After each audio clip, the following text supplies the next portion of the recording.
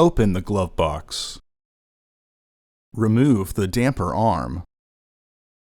Push on the sides of the glove box to lower it, then detach the glove box.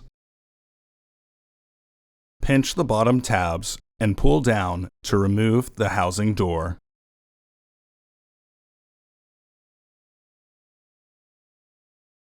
Remove the old filter from the housing and clean out any debris inside.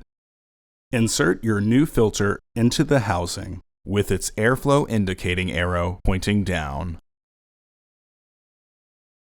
Align the top tabs and press inward to secure your housing cover.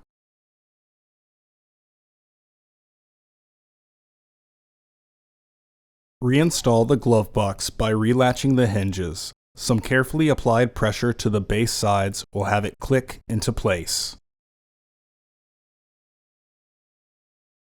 Partially close the glove box to re-engage the stops.